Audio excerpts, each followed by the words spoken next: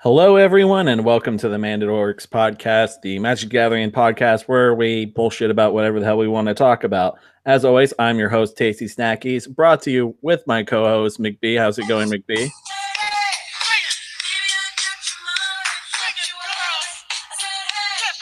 Yeah.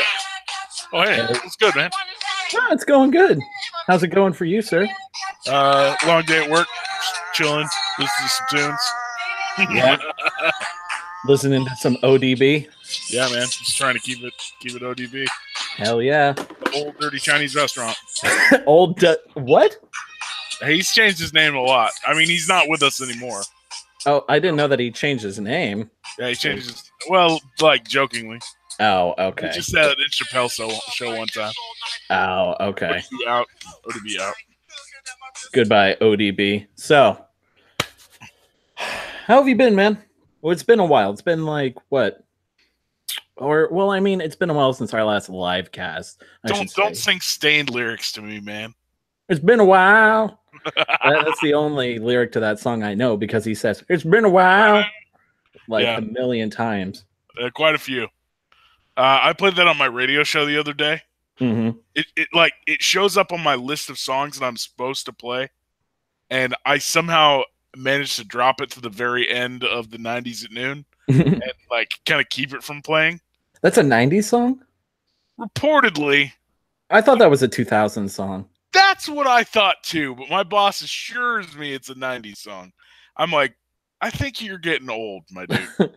I think he's just a really big fan of that song. Yeah, there's another song too that's in the 90s at noon. That's like a Puddle of Mud song. And I was like, Puddle of Mud didn't get popular till like 2002. So I'm pretty sure it's not a fucking 90s song. Man, Puddle of Mud. Isn't that the one where the singer sing like this? Yeah, he sounds kind of like Axl Rose, like a country ass Axl Rose. Like a country ass Axl. Like if you took Axl Rose, you fused him with like let's say Brad Paisley, just random country artist, and just a little bit of Eddie Vedder peppered in there on top. Yeah, absolutely. You know what's sad about that guy? Actually, here's a fun fact about Puddle of Mud. Their lead singer is a drunk. Yeah, I've heard. God, because I used to follow ultimateguitar.com because I used to play guitar a lot and I would keep up on news for bands and shit.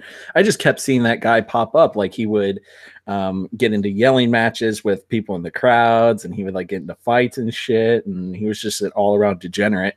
Yeah. So he came to Southern Oregon a little while ago and my buddy works in radio down there. And he was like, yo, he came and just started. He was yelling at people in the crowd just like that. He didn't know the words to his songs. People kind of like came to see what kind of meltdown he would have. Like they, like it wasn't a well-populated or like it wasn't a concert that sold very well. But the people that were there were like kind of there for their Jerry Springer moment. And to see this West dude just break down, and he did, and it was bad, and like people were uncomfortable. So, oh my god, like what kind of reputation, like what kind of career do you have to build to where people don't go to your shows to watch you? They go to your shows just to see how badly you'll crash and burn in front of them. Yeah, it's pretty sad. And like he's a talented dude. By a measure. He was a talented person, and the alcohol just got him. It didn't get him yet, but like he's on the path, man. Like he's probably in people's celebrity death pools because alcoholism is a real son of a bitch. So, real shit here on the Mana Dorks podcast, right? Who cares about Magic the Gathering? Let's just bullshit about bands and how epically burnt out they are. Well, particular singers, I should say, not bands in general, but like your what's his last name? West something, whatever. Who fucking cares? It's not Wes Borland because that's the guy from Limp Bizkit. Yeah, that's the guitarist for Limp Bizkit. Right. It's Wes. Can't remember it. It always like gets lost in resin.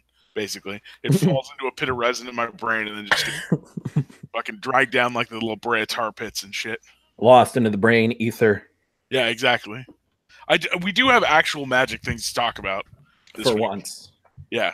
As if we don't talk about Magic, but we always like to spend the first few minutes of the podcast being casual and easing our listeners and do us bullshit about pieces of cardboard that no one will remember in like 3 years. We're gonna look back at this and just be so embarrassed. I'm gonna be like, oh god, I can't believe we looked at that RTR card and thought it was good. No, there are some new good ones, man. There's a lot. The spoilers have me genuinely excited. I'm very, very into this RTR because it looks good. It does. Even just like the a lot of it looks good. Just even the random like commons, the kind of go-to. Oh my god, the commons stuff. The commons that they previewed, like a good majority of them, I look at them, I'm like, okay, this is somewhat playable in Pauper. Particularly the Convoke creature and like that blue-black modal spell that we'll probably go over later, the -2, -4, and then you get to bounce something to its hand. Like there's a lot of decent cards, like even at the common level. There's a few that I obviously have some complaints about in terms of previews for the set, but what Magic player doesn't have complaints. But overall, this set has exceeded my expectations. Like I'm probably haven't been this quote unquote hyped for a set since Shadows over Innistrad. My man is quote unquote hyped. Hyped, as the cool kids would call it. I'm hype. That's very good. These previews are in fact fire. Yeet, my dude. Yeet. Yeet all the way. So I'm trying to find the assassin guy or the whisperer guy. The blue-black card that super scries when it comes into play. Oh god, what's it called? Surveil. Yeah, Surveil. The Whisper one that like surveils 4. Are you talking about that? Whisper Agent. The guy who's a 3/2 with flash, and he comes in and surveils for 1. I don't think I know. Maybe I didn't see that card. Yeah, he's like colorless, blue-black hybrid, and has flash. He's a 3/2. When he enters the battlefield, you surveil 1. That's an awesome card. That's an awesome card. I love that. I love that shit. Yeah. Sorry, I was trying to get our stuff set up for this next slide. But yeah, like the way that you were describing it to me, I don't know. It seems like that they're kind of pushing these design spaces in this set in particular. Like it seems like they're really trying to push stuff, like especially with that removal spell. Do you want to go ahead and get into spoilers right now, or should we go ahead and go over our other stuff? No, that sounds fine. Let's okay. Do a couple of RTR spoilers, then we'll okay. A bit more after that. Let me pull up Mythic Spoiler here real quick so I don't have to keep subjecting all of you to my awkward me just standing around being like, oh, I don't know. But this first card here that I want to talk about in particular that really caught my eye, and like this, let me just go ahead and pull it up right now. Dream Eater is 4 blue for a Nightmare Sphinx, which from what I understand, this is the only Nightmare Sphinx of all of Magic, which is pretty sweet. But for a 6-drop, you get a flash flying dude with a 4/3 body. You know, that's pretty decent on itself. But whenever it ETBs, you get to surveil 4, and you also get to return a non-land permanent an opponent controls to their owner's hand. Now, there's some people that have been saying like this isn't really that great of a control finisher, but when I look at a card like this, I can't help but think that a card like this in particular is a really solid, if not one of the best control finishers I've seen in quite some time. Like for it doesn't protect itself. That's the one big issue. Yeah, he doesn't have much ass on him. No, and he doesn't have like some sort of hex proof or discarding cards to return it to your hand or something like that. It doesn't have anything super special like that. But for what it does, like I don't know, I'm gonna at least play the shit out of it in Commander because one of my favorite blue cards in Commander is Sphinx of Uthune. And when I looked at this, huh? Are you though? Yeah. Why wouldn't I? I think this card is underwhelming. What? Why? Okay. I think at 4 mana, this guy's playable. At 4 mana, this guy is absolutely insane. This guy has to be 6 mana. Like he costs too much already, or he costs not enough in my opinion. He should be a 7-drop at the very least. He's like an armored scab on a 4/3 flyer. Armored Scab. Yeah, you put stuff in the yard. You're gonna surveil a bunch of cards into the yard for it. It's not like you're drawing those cards. Like surveils are each like a half a card a piece, kind of. Yeah, but you also get to return a non-land permanent to its owner's hand, and you get to do it at the end of your turn, and it's also evasive. I just don't see it for 6. I don't see it. I think he just costs too much. But I could be wrong though. I mean, I've been wrong before. But the fact that he has flash is obviously very powerful, and he returns stuff to the opponent's hand. I just don't know if he survives the way you want to. If he had 4 toughness, like that same stat as a 4/4, I think you have an argument, or like a 4/5 or something like that. Yeah, if he was a 4/4, he'd be infinitely more playable. He does like die to lightning strike. That's one of the biggest issues that I have with him, is he dies to the most mundane red spells in the format. So in terms of standard, I feel like it's kind of an uphill battle, because you kind of have to fight with like Chromium. Other finishers that I can't really remember off the top of my head right now, but like Chromium's a better finisher than this card, in my opinion. Yeah, I mean he is one color also, versus something like, you know, like even just the body on Bolas the Dragon, the 4/4 flyer, like comes into play and makes him discard a card. I think them discarding a card is more valuable than the Surveil for 4. That's at least an actual card out of their hand. Like, looks are good. Looks with Scry or Surveil are good, but they are not a card. Like, drawing an extra card is something like tangible that you get right then and there, versus like setting out for later. Yeah, but it just seems like such a huge tempo swing, as the Magic historian kind of puts. Like, I could see this as like a replacement for like your Torrential Gearhulk kind of decks, in my opinion. Okay, I think that's fair. It kind of plays the same. Flash and does something is in the vein of Torrential Gearhulk. Yeah, you don't necessarily get to recounter something again, but you know, bouncing something while also getting pseudo card advantage on top of that seems decent. Yeah, Torrential Gearhulk's good. That's a good ass card. That is a good card. So the next card that I want to go over, actually, what kind of card do you want to go over? Dude, let's take turns. The blue-red counterspell is what I've been waiting for my entire life. All right, let me pull that up right as somebody who likes red and blue, just a colorless, a blue and a red for counter target spell. It's not like non-creature spell. It's not an essence scatter. It's just counter target spell with 1 blue mana in the casting cost, and then do 2 damage to that spell's controller. That's awesome. Very awesome. Oh, I just realized that I'm fucked up there. I forgot that I was screen sharing. But yes, Ionize is, man, it's weird. Like, this reminds me of, what's it called? Undermine? Like the black blue. What's the white one called?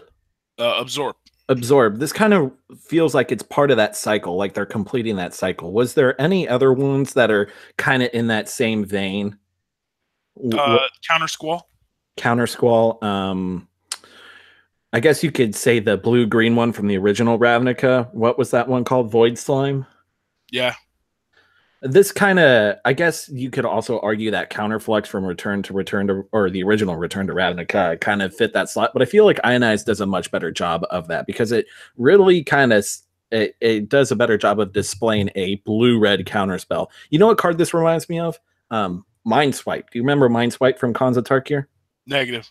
It's kind of like this, but you counter a non-creature spell, and then it deals X damage because it's like X blue-red, and you counter either a creature or a non-creature spell. But this is just like infinitely more playable because it can counter everything. This card is so good. Like, how the fuck does it have 1 blue in the casting cost, and it has the words counter target spell and then a period after it? That blows my mind. That's like a double blue effect. You know a cancel cost, at least, like cancel and then put in red. Like I think you said earlier, this should have been like a blue red, right? Yeah. And that's initially, like, way back in the day in Apocalypse, when we got kind of the answer to the red blue and the green blue version of absorb and undermine. It was like invasion had absorb and undermine, and then once you got the enemy colors together in apocalypse, it was like Mystic Snake made sense, but like suffocating blast or whatever the fuck the name of the blue-red counterspell was. I don't know. People on YouTube and or in the comments, please correct me on what the Apocalypse red-blue counterspell was. But that card was like counter target spell and then do 3 damage to a creature. And that was completely wrong. It always should have been counter target spell, deal 2 damage to that spell's controller the whole time. Or do 2 damage to target creature or player at the time. That would have made sense. But now that we have Ionize, it's finally complete. And this card is cheaper when you have Goblin Electromancer out. I think that's probably an interaction. Yeah. Like Goblin Electromancer helps that card out. Well, yeah, Goblin Electromancer just kind of seemed like a no-duh reprint in this kind of set because, I don't know, it's one of those safe standard cards. But yeah, it helps turn on Ionize. I was thinking with Ionize here, if it said deals 2 damage to any target rather than that spell's controller, do you think it would be more fitting towards the blue-red at that point? Yeah, I think at that point you got to go blue-red. Or like blue-red. That would be cool. Hybrid blue-red. Or hybrid blue-red, hybrid blue-red, hybrid blue-red. How about that? Sure. That'd be fun. Because then you at least have like, I think you have to have 1 blue in there somewhere. What about like blue-red and a hybrid blue-red? Because you wouldn't want to give mono red a counter target spell, deal 2 damage to a creature or player. Why not? You're good. No, you can do it. Tasty. Why not have the triple red counterspell in the same deck as Goblin Chain Whirler? I mean, that seems great. Just saying. What's your next card, bro? So our next card here is the card that no one will shut up about, probably till it rotates out of standard, and they still probably won't shut up about it. Assassin's Trophy is black and a green, destroy target Tron land. It actually says destroy target permanent and opponent controls. Its controller may search their library for a basic land and put it onto the battlefield, then shuffle their library. As everyone and their mother has already said, this is one of the best removal spells that has been printed pretty much ever, at least since Fatal Push, if not ever. And this is a real contender for not just modern, but legacy and possibly even vintage decks, just considering that it can destroy anything. I think it's really interesting that Wizards is finally going back to saying that we can destroy permanents and not just non-land permanents. I don't know if that's been a thing for other sets recently because I haven't paid attention all too much, but like seeing something as blatant as this, like on Assassin's Trophy, I don't know. It just feels unprecedented, at least in the past decade of Wizards developing cards. What do you think? Whoa, I just realized that it says destroy target permanent. Yeah, you can blow up a land. That's why I said it. Non-land permanent. Oh my god. Yeah, everyone is just like, oh, it's another hate piece for Tron. Tron's dead, Lamau. And I'm like, no. Tron is just going to go black-green, splashing black for that. That's so cold-blooded, dude. Oh my goodness, because they're already playing green, right? Yeah. Most Tron decks are playing green, if not like a mono green type build. And wouldn't it be better to just see Tron have spells in it? Wouldn't it be great if Tron had a removal piece that could take care of any answer that I had for it? Blah. Nice Alpine Moon. Blah. Nice Blood Moon. It's not like those cards really slow down Tron anyways, but people are like, this is great tech against Tron. I'm like, no, this is another great piece for Tron.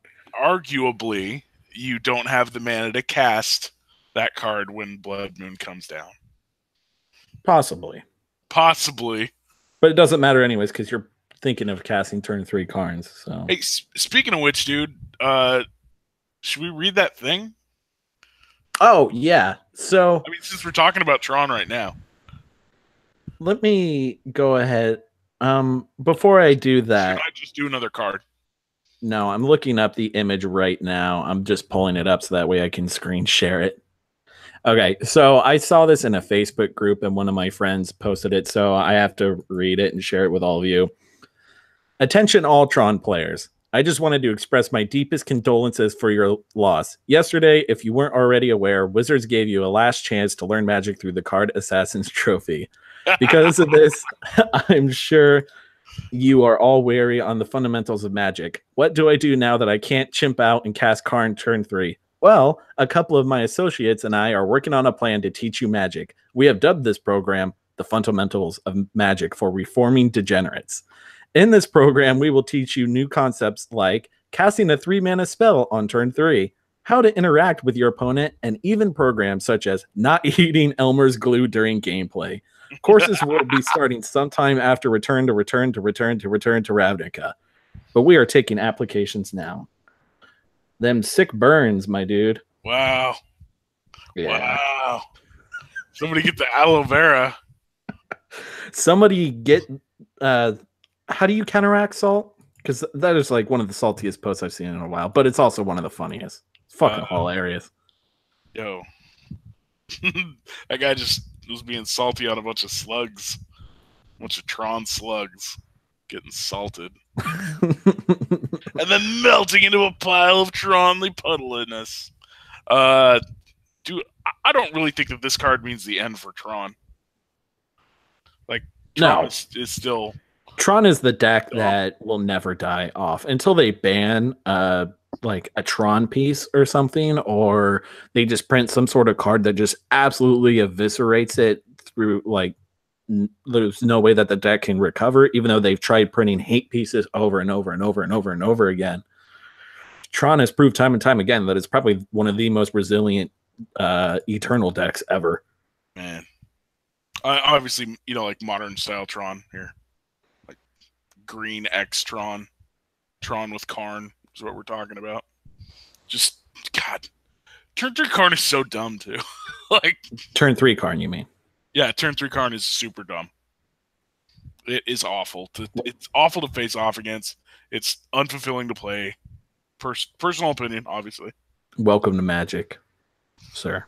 Welcome. I guess as someone who like cast Replenish and took a bunch of enchantments out of my yard and effectively like just put a bunch of stuff in my yard, then recurred it all by like turn 5 against people consistently playing Replenish and then blowing them out of the water and leaving them with no permanence in play and a life total of 0.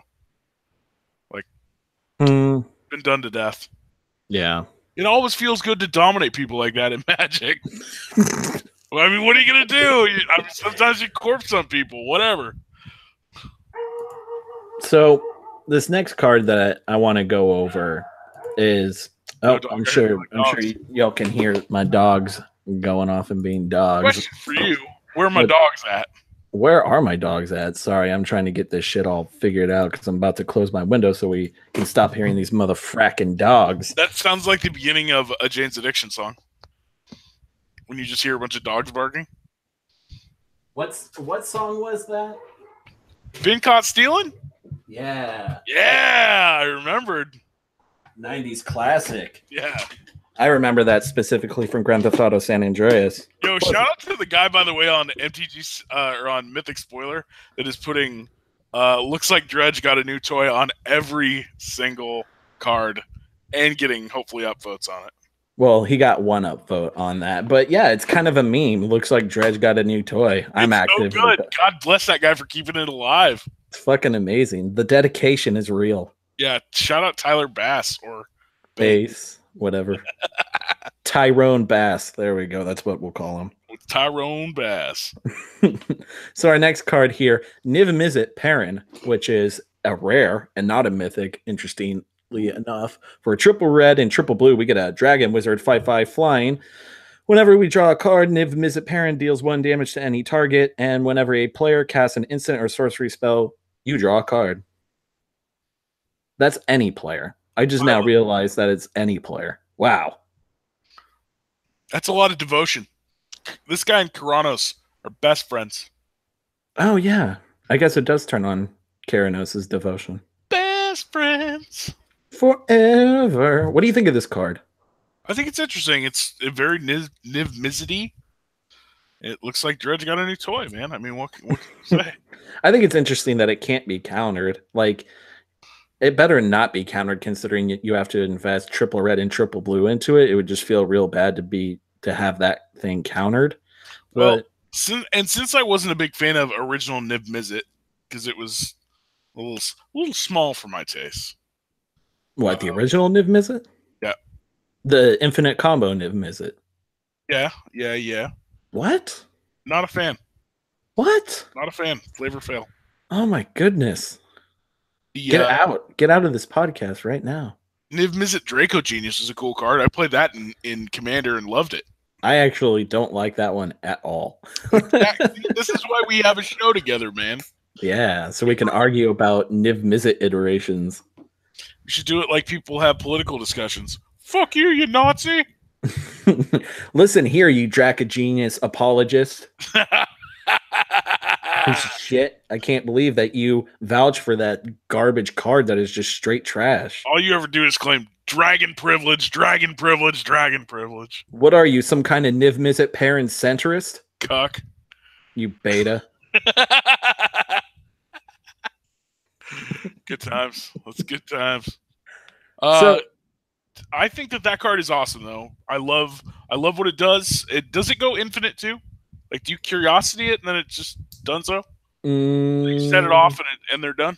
Whenever you draw a card, Niv-Mizzet deals 1 damage to any target, and then...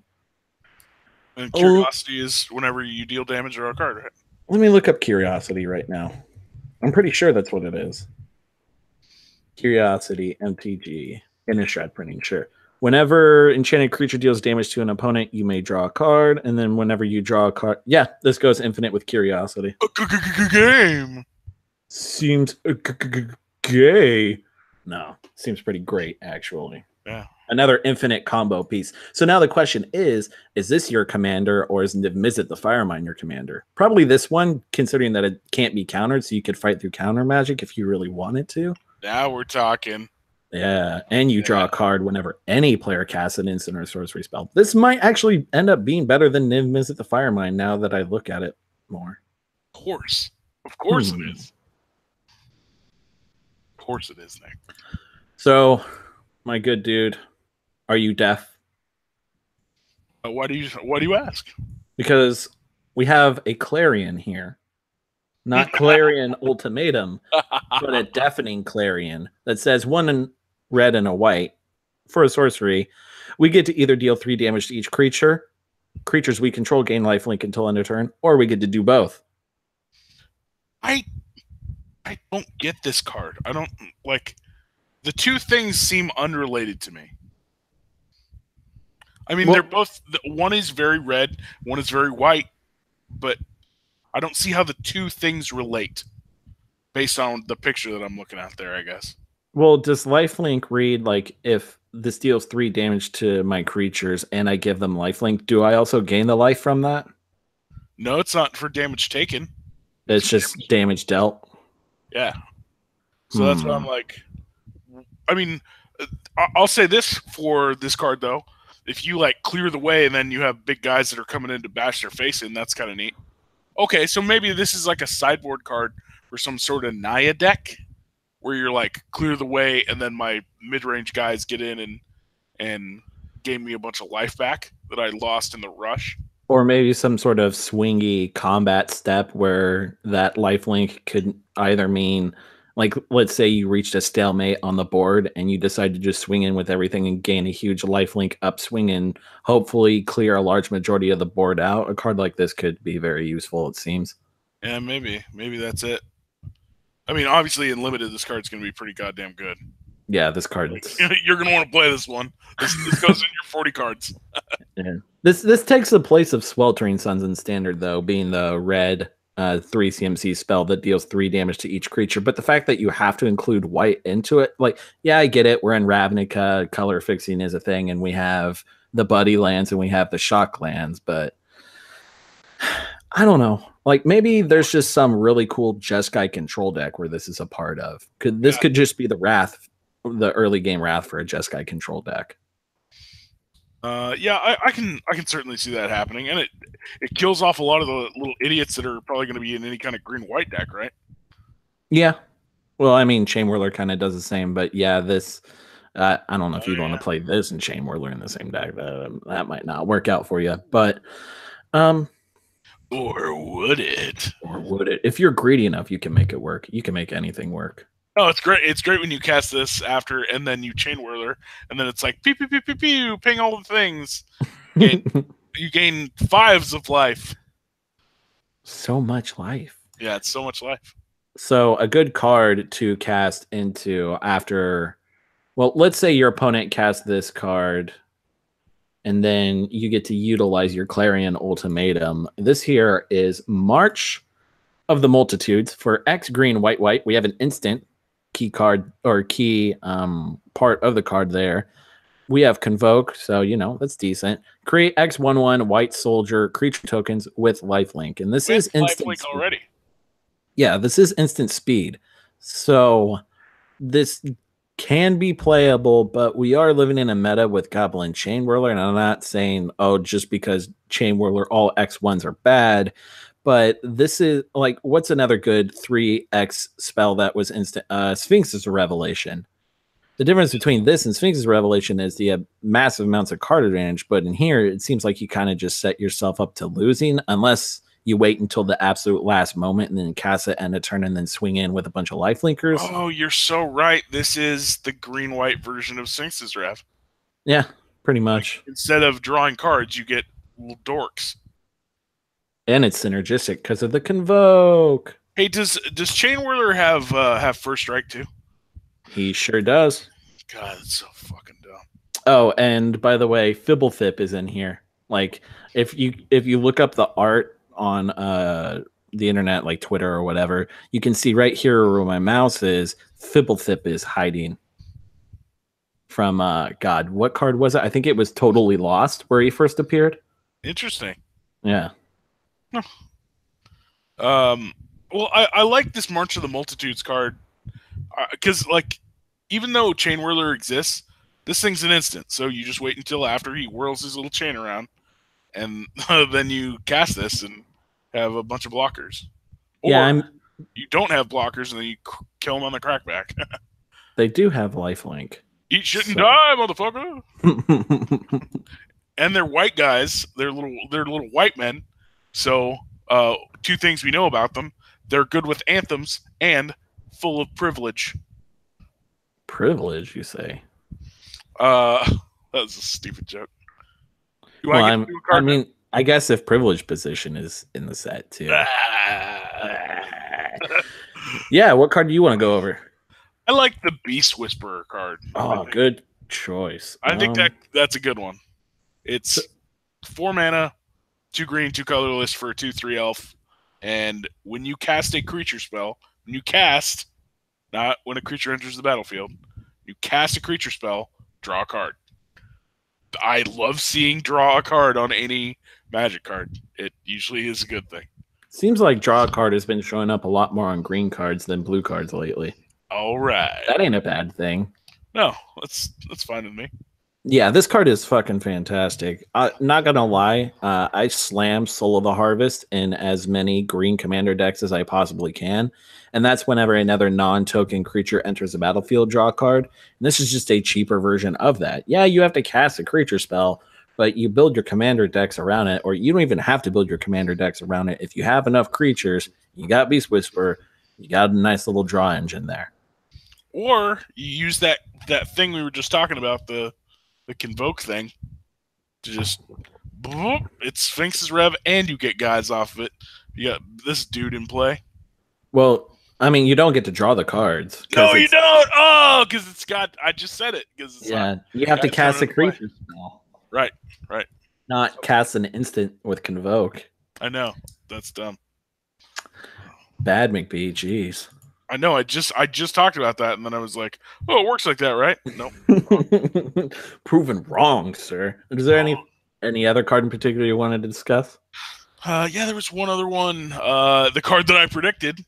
Oh yeah, that's right. I was gonna, because when I released last week's episode of the podcast. I edited it down the beginning of it, and in the beginning we were discussing the mechanics of the set, and we were talking about Jumpstart and coming up with ideas for Jumpstart cards. And I was like, well, what if they come up with a 4 CMC, draw 2 cards, discard a card with Jumpstart?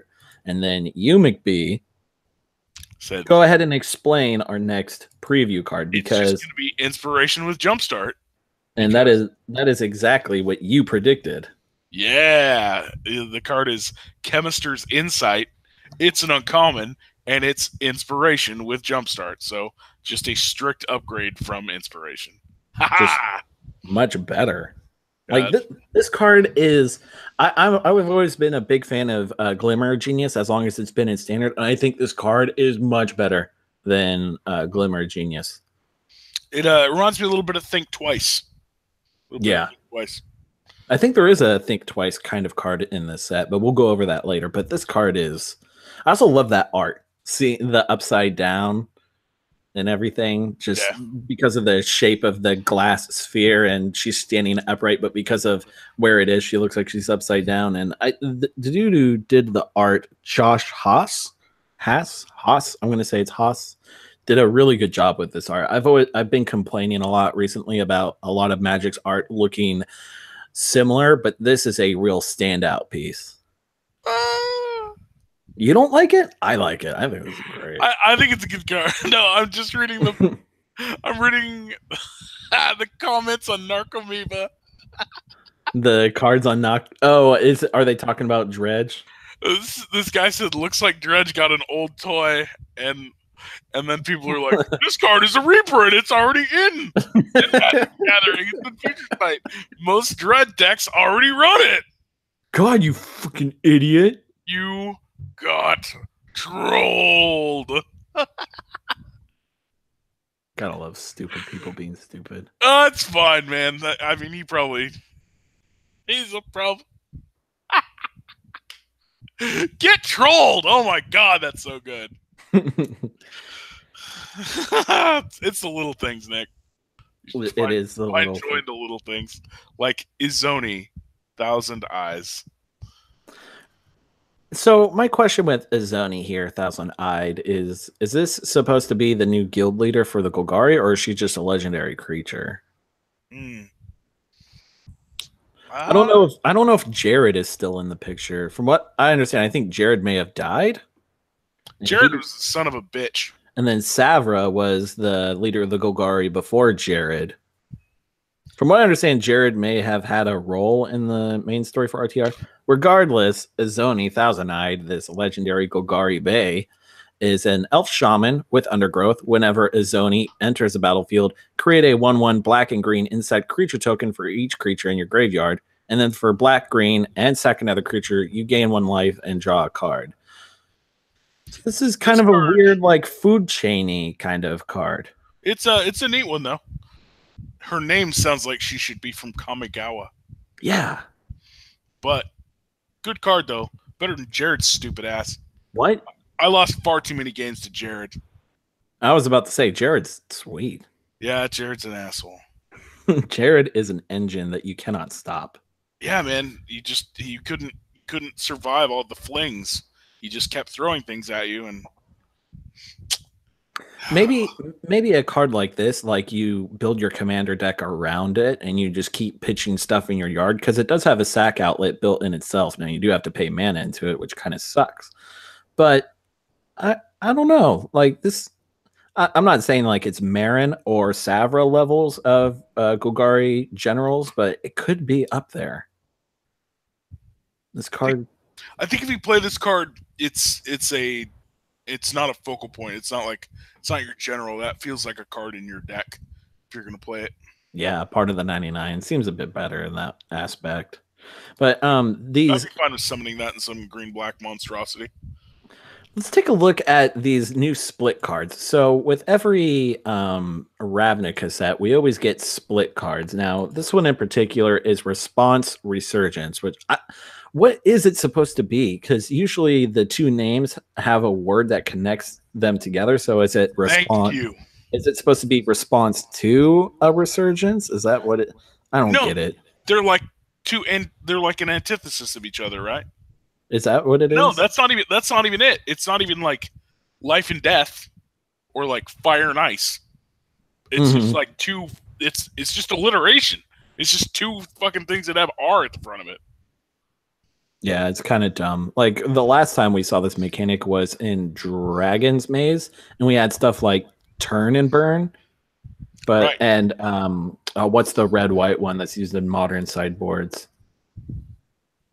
Who cares? Who cares? But the naming schematics for this are kind of bullshit. But response is hybrid red white, deals 5 damage to target attacking or blocking creature.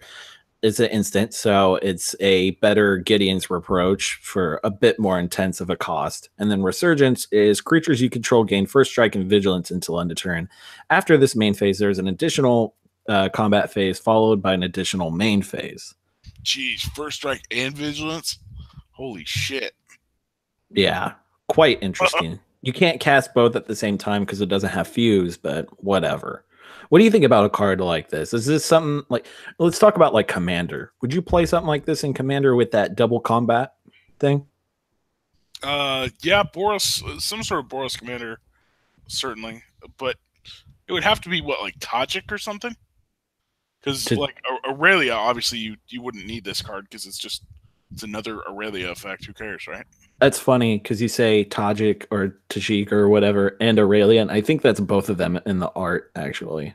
I think the one on the left is Tajik and the one on the right is Aurelia. Makes sense because that's what Aurelia does, except for the first strike part. But like I probably wouldn't play this card in Aurelia, but I would play it in another Boros Commander. Like just for the Relentless Assault effect, because Relentless Assault effects are fucking sweet in Commander. Yeah, a Relentless Assault that can be a removal spell when you absolutely need it to be. And like it upgrades your guys too. Gives them all vigilance and first strike. Like that card is a fucking blowout in limited. Oh my god. Yeah, it seems most of these split cards seem to be super solid and limited, especially this next card here, which I'm considering playing in Commander, trying it out in my Marin deck, is Find Finality, which maybe it is an alliteration thing, but God, it's so fucking lame. Anyways, Find is black green hybrid. Return up to 2 target creature cards from your graveyard to your hand, and then Finality is 4 black green. You may put 2 +1/+1 counters on a creature you control. Then all creatures get -4/-4 until end of turn. So it's either a pseudo Languish Wrath or it's a res 2 creatures back to your hand. And this is something that I may actually utilize in my Marin Commander deck just because of the flexibility that this card provides. Wow. Man, all creatures getting -4/-4 is pretty strong. Yeah, and you also get to buff your stuff. So if anything could die from Finality, you could help save it. So what I don't get though is like this green set or the green black, like the point of it, I guess, is to throw a bunch of guys in your yard, but like getting guys back out of your yard is counterproductive. You know? Yeah.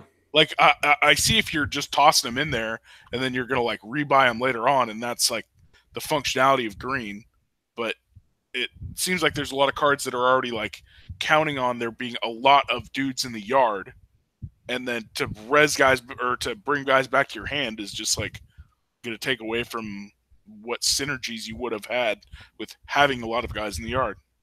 Well, I guess maybe, but like earlier in the game, you want to utilize the Undergrowth ability and you just start pitching creatures in your graveyard with like your Surveils or other mill abilities. And then you start using Undergrowth cards because they have synergies with graveyards. And then towards the end of the game, if you milled your win con, you can use Find to go grab it back. Okay, good point. Good point. I guess, but the 2 casting costs on it, 2 casting costs makes me think like, you know, it's an early game card, but it's just a cheap effect. It's just double raise that. I think it's cheap so that way you could cast either one or both creatures in that same turn. Oh yeah. Okay, I'm starting to get with you here a little bit. But at the same time, I'm also I don't know. The more and more I look at it, I definitely probably would not be playing something like this in standard unless like finality really found its place in that kind of format. But in Commander, it would probably go in Marin, and that's about it because it doesn't really have any synergies with non-graveyard based decks. But I don't know. It's not an instant, so 0 out of 5. 0 out of 5. Fuck it. If you're not instant speed, you're trash. Let's find a red blue split card. Where's that at? Is there one? Yet? Nope, not yet. Is it? Nope. Oh. Son of a bitch. I fucking got him. All right, everybody, we can go home. We got him. It's over, guys. Go home. It's done. So okay, here's a good card that I liked, by the way. What's that? District Guide. District Guide. Solid gray ogre. Look through your deck for a basic or a guild gate, or excuse me, a gate card. Put it in your hand, shuffle your library. Always down with a card like that. Let me pull it up right now because I don't know what you're talking about. 2 and a green. I mean, it goes into your hand. Yeah, it's fine for your limited. It is a bread and butter type of creature, but beyond that, I don't know how I feel about this. I mean, you can look for a gate. And from what I understand, they're bringing gates back, so it does have synergies with that because there are non-dual lands that are gates, and we'll go over that in a minute. But I would love to see a card in this set that is like Yavimaya Dryad was in the very first Ravnica, where it comes into play and it goes and gets a gate or a forest or something of that nature, and puts it into play. Oh, I think you're talking about Gate Creeper, this card down here, right? Oh, wait, no, that's put into your hand. Because the original Ravnica had this Civic Wayfinder, and then this was in Return to Ravnica. Right. Maybe this is the next iteration. There was also, excuse me. That was Time Spiral that had Yavimaya Dryad. Oh, okay. Well, then that would make sense, sir. That is not a Ravnica memory that you have. You have been exposed. But it was in a deck that was a bunch of Ravnica cards. Okay, fair enough. So this next card that I want to go over is a reprint, and it's probably one of my favorite reprints that I've seen in a while, and that is Disdainful Stroke. Disdainful Stroke, 1 and a blue, destroy or counter target spell, not destroy, with converted mana cost 4 or greater. Simple, clean, fucking amazing. I love this card, and I'm really glad it's back in standard. Fine art on it as well. Yeah, I'm just now looking through it, and he's tearing through the scroll with a knife. Love it. Looks super sweet. Stroke.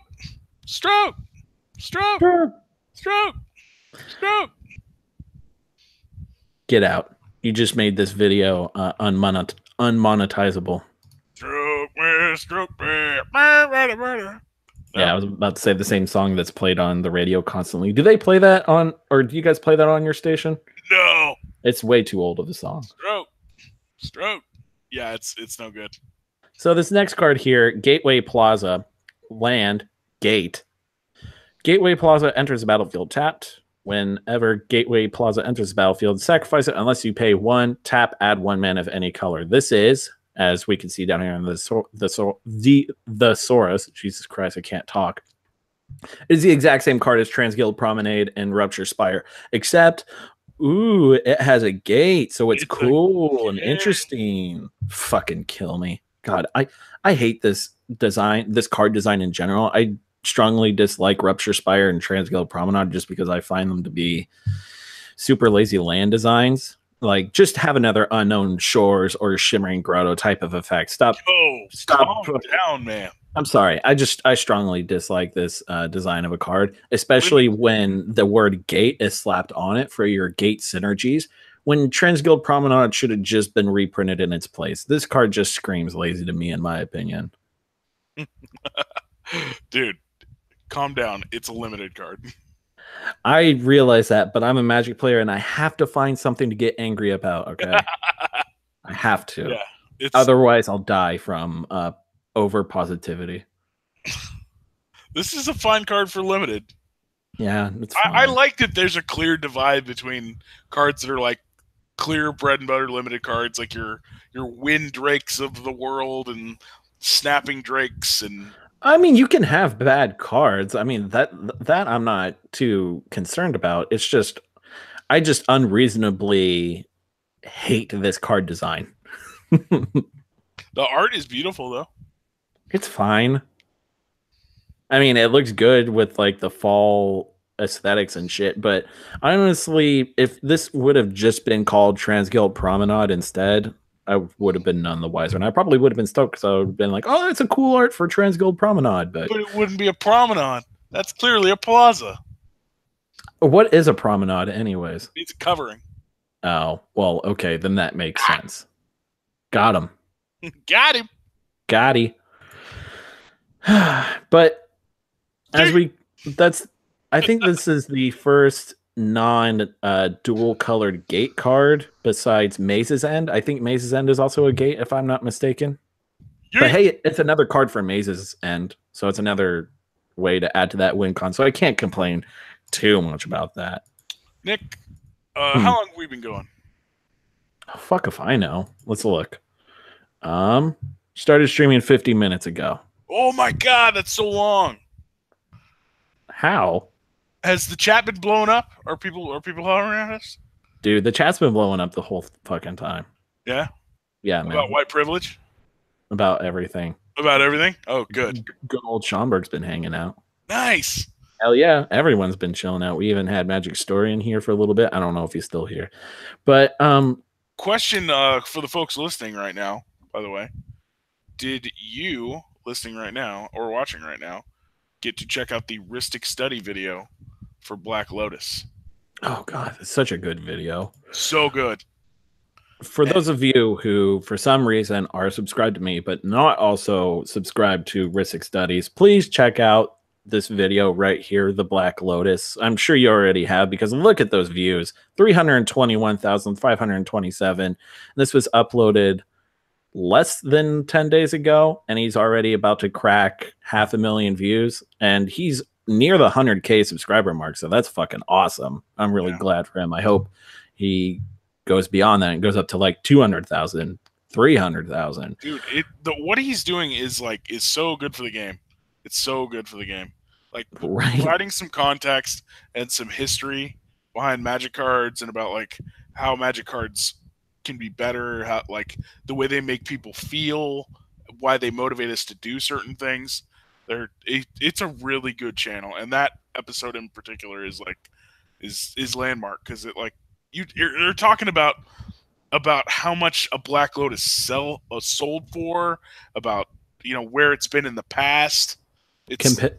My favorite part about it is not just this video, but it seems every video that Sam has been producing for the past year, 2 years, if not longer, is he's been making videos that non-Magic players can watch and understand and enjoy. And that's my favorite part about this, because I showed my sister the frame video and this video, and both times she really enjoyed it, and she just does not like Magic at all. I mean, she's okay with it, but Magic content bores her to fucking tears.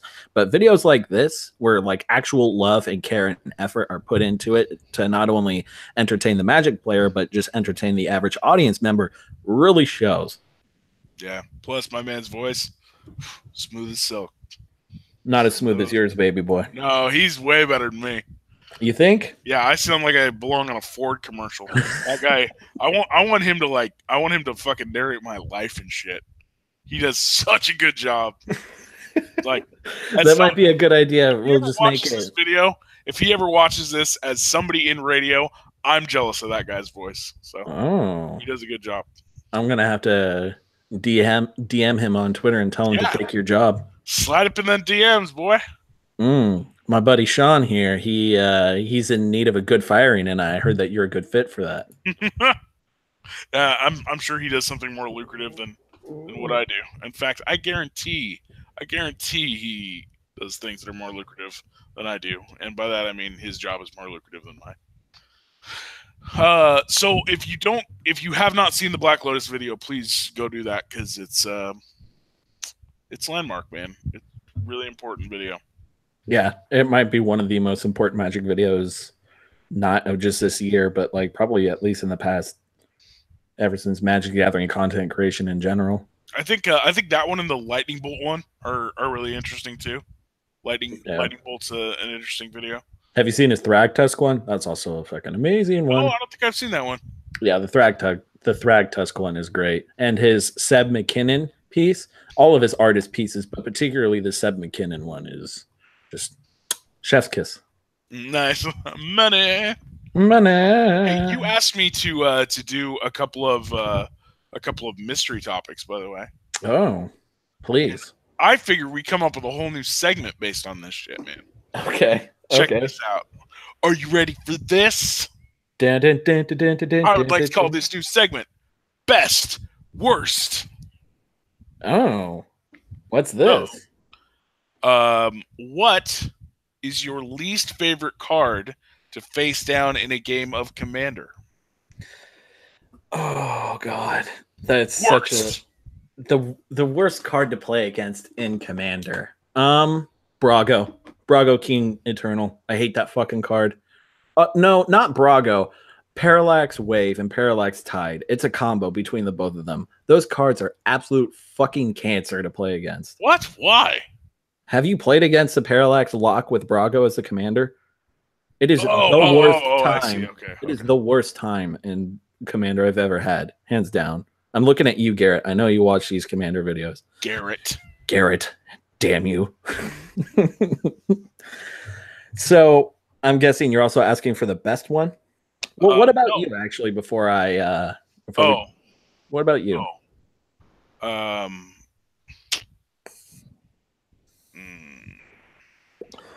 Rings of Bright Hearth. Really? Yeah, I don't like it when people are like, "Oh, I'm doing so many things." No, Narset. The answer is Narset. Just the whole Narset deck. So when I know that I'm playing against Narset, that's when I kind of check out. I don't want to play that game ever. Sorry, You're trying to keep it in, but you couldn't do it, Nick. No, I understand. Keep it in, but you couldn't do it. I understand. Yeah, I couldn't. I'm too much of a pussy. But Narset is pretty annoying to play against. Just any commanders with hexproof on them in general are annoying to play against. But ones that get to effectively cast your entire deck for free, especially if you build around it and you shove a bunch of time warp effects in it, because why wouldn't you? It's a Narset deck. You might as well get as many free turns as possible. But oh man, that is also and getting dominated by that general is just, it's not fun, dude. Your opponent just combos off in front of you, and if you can only play against it a couple times, and then you're like, all right, come on, we got to switch it. wrap it up. We got to do this. Just go ahead and just climax, man. The first time they get an extra turn, that's when I'll just scoop. I'm like, okay, it's done. Goodbye. Go ahead and shoot it. Just point it that way. Shoot it that way, dude. I'd rather just go into the next game and not want to kill myself. No thanks. Okay, so we got our worst out of the way. Now, best. And what in specific? Like, what was your favorite deck any standard season, and why? Gitter Dungrove. I don't even have to think about it. Gitter Dungrove was a deck from Innistrad Ravnica standard. No. Innistrad Scars of Mirrodin standard. That's when it was. So that's the precursor to Wolf Run? No, Wolf Run came out before it. It came out before it because I remember Wolf Run being a deck when I was building Gitter Dungrove. But Gitter Dungrove was a mono green beatdown deck, and its 1-drops was like Llanowar Elves and Birds of Paradise, and you would your 2-drops was like Rampant Growth and Strangleroot Geist, and your 3-drops was like Dungrove Elder, which is 2 and a green, star with hexproof, and its power and toughness is equal to the number of forests you control. And you'd play like Sword of Feast and Famine, and the top of your curve would be cards like Bellowing Tangleworm, which is 3 and green for a 3/4. Tangleworm. Yeah, it gives your green creatures Intimidate. So it effectively makes your team unblockable, and you also win with like Vorapede and Garruk Primal Hunter. Oh my god, the deck was so much fun, and I managed to win a few FNMs with it. So it wasn't too bad of a deck, and I was super proud of it. So yeah, whenever I think of my favorite standard deck of all time, that is definitely number one. Number two would have to be this mono red deck from Theros Ravnica standard. I think it's either Theros Ravnica or it's either Theros Ravnica standard or Theros Con standard. It was a mono red deck that would feature like Generator Servant, Goblin Rabble Master, Fire Drink Crusader. So yeah, it was Theros, Fire Drink Crusader, and a bunch of other sweet cards. And I would use Madcap skills in it and Firefish Striker, and which are cards that no one would ever use ever. But I used it in this deck. Oh, Madcap skills is an awesome card. Are you kidding me? It is. No one played it, but it is so good. So good. What about you? I think that just based on like win percentage and all that stuff, because I was real spiky at the time, I loved playing the Upheaval Psychotog deck of like Odyssey, like right around in that area. Before Sacklands came out, before and when Wonder was in. So when, or like right around the time that like Wonder came out, the card that if you have an island in play and Wonder's in your yard, all your guys get flying. It really like lifted the Blue-Green Madness deck up over the top, and it made it, I think, a better competitor against Psychotog, because Psychotog was just like such a overpowered card. Yeah, it was just so good, and there were so many people that were not great back in the day, and Psychotog just had every chance to run them over and control.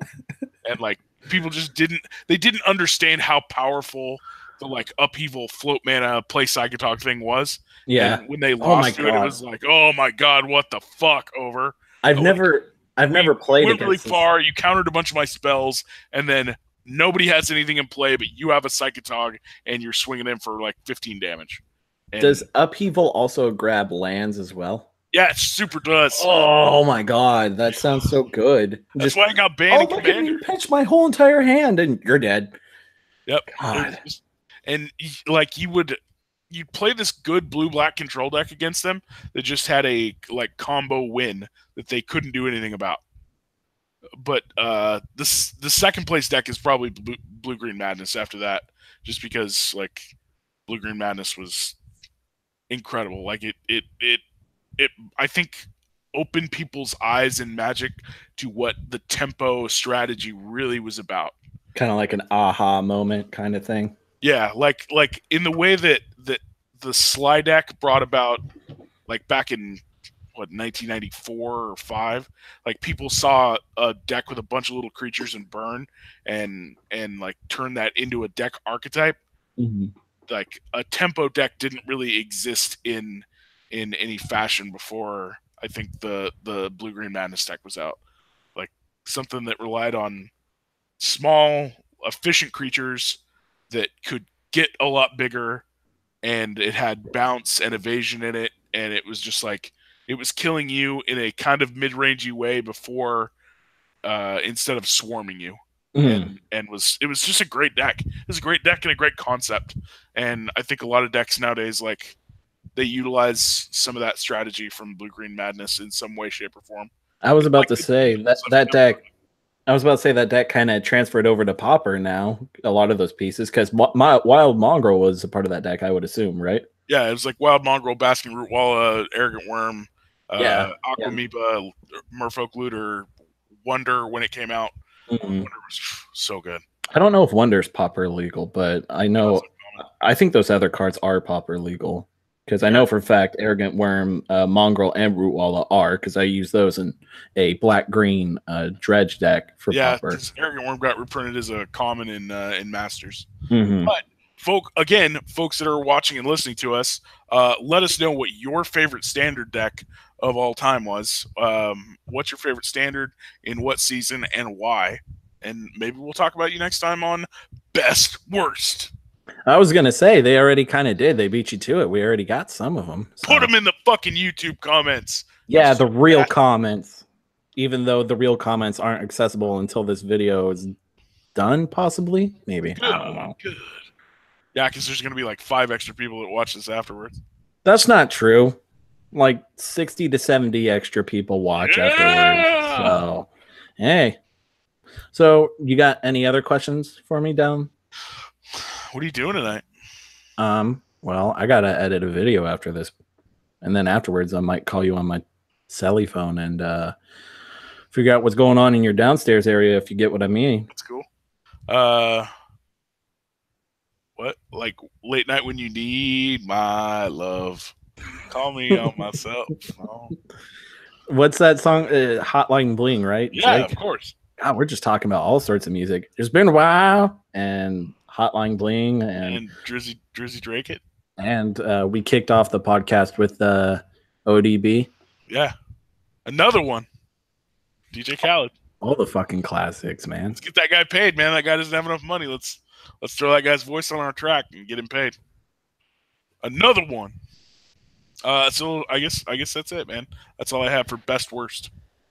Yeah.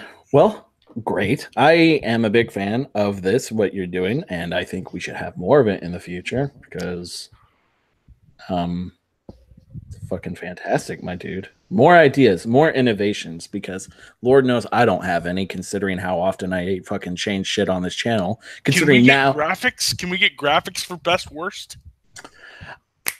That's a good idea, but if I were to do that, I'd have to know beforehand so I could make graphics for them.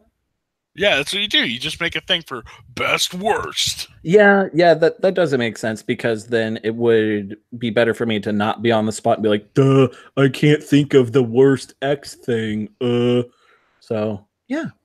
I also need to make more graphics in the future anyways, because I want an intro graphic for this, because we're streaming through Google Hangouts, so video quality is a bit down as a result, and like it's teetering back and forth every time we talk. It just shows our faces. But utilizing the screen share feature, I might be able to mock up some graphics and then screen share that way. So what if we just take pieces of paper and we're like, best worst? I like it. Yeah. I like it. Is it too low tech for what we're doing here? That's Alpha Investments level, but you know what? Alpha Investments is one of the best MTG YouTubers in the game right now. So yeah, man, keep your tacos floppy. You might as well emulate. It's funny. I was thinking about this not too long ago. When I first started my YouTube channel back in 2016, we were having a conversation about Alpha Investments, and you're like, hey, have you seen this guy? And it was like right when he first came onto the scene with like his Khans of Tarkir video. And I was like, no. And you sent me a link and I watched it. And I was like, God, I can't fucking stand that guy. And then like 3 or 4 months later, I watched another video of his and I was just kind of fell down the spiral, as the cool kids say. Oh, but so you drank the Kool-Aid and you're like, Alpha Investments, yes. Yeah, now I'm all about Alpha Investments. But it's funny because I went back to that video again, and each time that I look at that video, I'm like, oh, okay, now I understand why I didn't like him at all when I saw it. Because like in that video, he's so smug. It's fucking hilarious. I love it. And now he's smug, but like in a different way, in like he knows his audience kind of way. So it works out perfectly. And I'm a huge fan of his channel. People are just like, oh, you're killing the game with all of these investments and shit. And I'm just like, you know what? That's fine. I wish more people like him would exist and just kind of do all this weird, crazy shit and send people on a tiff and make them all concerned and shit. Because I think it's good. I think controversy is good for the Magic the Gathering community, as much as people like myself like to bitch about various controversial things. Got to keep people on their toes, man. Yeah, I certainly would like to see a lot of the changes that he's talking about implemented in terms of like how he sees the business run and what he thinks are the strength of Magic and what is not good for Magic. Like it's pretty plain and clear what's not good for Magic and what's good for Magic. Things like the card quality being improved, good for Magic. Things like Wizards talking to people and clearly and somewhat transparently communicating with people, also good. Mm-hmm. Like, and God, especially the card quality part. Or sharing its concerns about what's going on with Magic and not pricing people out of Magic completely. Those are things that I think Rudy could get behind, and I think he talks about it on his show too. So yeah, he does. I was about to say he talks about that stuff kind of often, especially with the card quality. But that seems to be the point of, or the topic of conversation for most Magic players for the past year or so, is the fact that a good 98% of cards that are out there in the wild have absolute shit tier quality. Yeah, you low tier trash. Literally. Okay, so like the other day, I was talking to my good friend Dan Schomburg, and he was looking at a modern-ish card, like something from Amonkhet, and he was like, Dan might even be in the comments right now. But he was like, wow, is this card a fake? And he was looking at 2 new cards from Amonkhet, and he was like, I can't tell if these are fake or not. Mm-hmm. The card stock on it was just dog shit. Dude, that's how I felt with Dominaria cards. I thought those were fake. I still do. They feel fake. Y'all feel fake. Dude, I also really dislike Someone gritty working textures. for the enemy would look fair and feel fouler, if you know what I mean. That's some Lord of the Rings quotes right there. I've never seen any of the... That's not true. I've seen Fellowship once when I was like... What the fuck, Nick? 12 years old. I'm sorry. Fuck over. Sorry, I'm just not that big of a Lord of the Rings kind of guy. I saw like the last hour of Return of the King, but yeah, I could give a fuck less about Lord of the Rings. Sorry. Yo, comments, light this motherfucker up. You've never seen Lord of the Rings? What are we doing here, dude? I'm not that big. I'm not that much of a movie guy. What are you, a fucking Star Trek lover too? I don't watch Star Trek. Thank Christ. Well, no, that's not true. I like Star Trek Beyond. That movie is great. But have you seen Star Trek Beyond? That's the newest Star Trek movie. Probably one of the best, in my opinion. Yeah, it's all right. It's all right. The one where they go ride around on dirt bikes? Well, not only ride around dirt bikes, but ride around on dirt bikes listening to Beastie Boys Sabotage. So that's whack, dude. I saw that movie. I didn't like it. You're just a hater, my dude. It's okay. Lord of the Rings straight trash. Lord of the Rings. It's because it's trash. If I want to watch Viggo Mortensen talk to short people, I don't know where this joke's going, but I don't know. I'm just not that big into Lord of the Rings. Dude, maybe it's just come over and get high, and we need to watch Lord of the Rings. Dude, that's like a 30-hour investment. 3. No. Each movie's got to be like an hour and a half long at the very least. Isn't Return of the King like 3 hours by itself? Yeah, but we're just gonna watch Lord of the Rings. Then, if you're not hooked by then, I've already seen Fellowship of the Ring. I just said that. I saw Fellowship of the Ring once when I was like 12, and you obviously don't remember it. The only things I remember from it are like... You shall not pass! Yeah, I remember that, and I remember Wizard is never late, it's never early, he arrives when he means to. I remember that. Exactly what he means to. And the Wraiths, and like when they were looking for Frodo, and he's like hiding in the tree trunk. I remember that scene. That was pretty cool. Yeah, and then Frodo's like, Expecto Patronum, and then they were like, ah! That happened, right? Yeah, that's totally what happened. And then Professor Snape came out from the back of his head, or not Snape, Voldemort, and was just like, "Feed me." Yeah, that happened.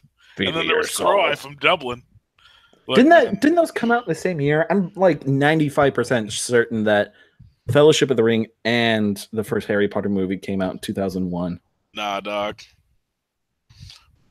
Look, man, we got to wrap this up. But we've been dragging this on for way too long. This is what you need to do. You need to do your editing, come down to Eugene. We're going to watch Lord of the Rings and get real high, and then I'll send you back on your way. Why don't you just come up here again? Okay, deal. We'll watch Lord of the Rings this weekend. Okay. We'll host over at Schomburg's house. Dan can't do that. Why? No, he doesn't have enough room. He doesn't have enough room there. Fine. I guess we'll rent out a movie theater and we'll do it that way. How about that? Yeah, now we're talking. That sounds dope. All right. Well, I think we're gonna cut it not short. I don't know, maybe short. Let's see how long. Yeah, we've been still streaming. We haven't passed the 2-hour mark, so that's good. But we'll just go ahead and end episode 9 here. Thank you all for your patience in dealing with us just bullshitting about non-magic stuff for the past. Hey, people in the comments minutes. Fucking blow my man up for not watching Lord of the Rings. What the fuck, over? They're gonna do it regardless. They already have in the in the live chat. Thank God. You need to pay attention to the live chat, sir. I don't know what that even is. Yeah, technology. Fuck that. Anyways, this has been the Mana Dorks Podcast, episode 9. Return to Ravnica spoilers, part 2.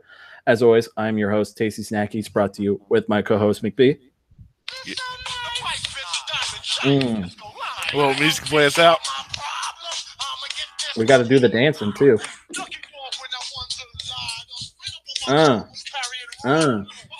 Anyways, my name's Tasty Snackies. You all been wonderful, and I'll catch you on the flip side.